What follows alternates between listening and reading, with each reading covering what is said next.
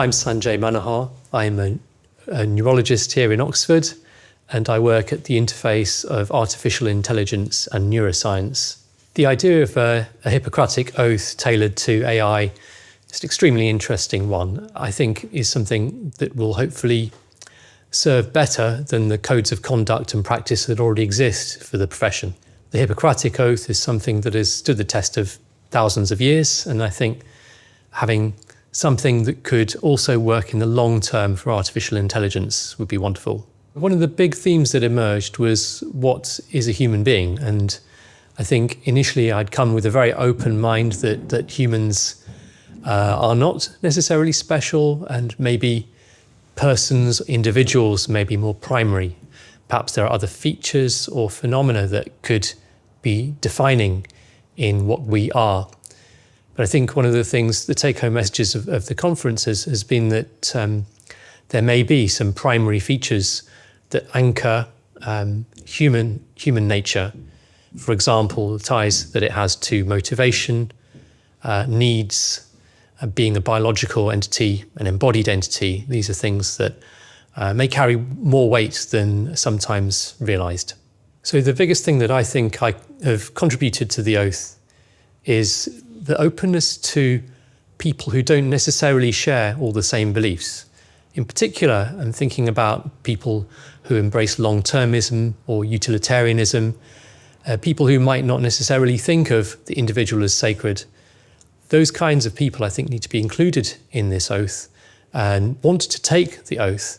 The second contribution I think I've made is to help understand that there is a continuum of opinions, and that people don't have to fit in one extreme or in a particular niche to be able to take the oath.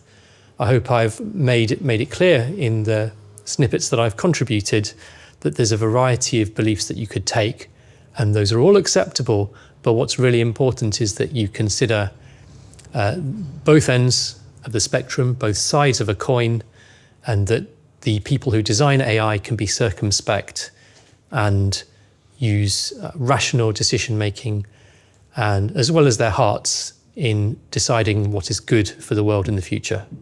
I've been in a very unusual situation because I didn't know anybody in the room apart from maybe one person who I'd met before.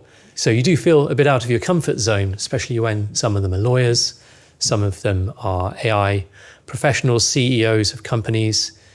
I think it's an incredible opportunity to bring so many various people together, but ultimately, people did share, I think, some common ideas. There were healthy controversies and arguments. There were people with different views and beliefs in there, which all came out during the small group discussions. But I always felt listened to, and I always felt that the things that I was saying were being taken seriously. I think everyone did, and everyone felt listened to and contributed. Through the first day and at the beginning of the second day, it was quite difficult to see what was going to come out of it. But the very last session where we synthesized it and put it all together, that was very enlightening to see that the final list of sentiments that we all contributed and shared been integrated into what seems like a coherent narrative, a coherent whole. That was very rewarding.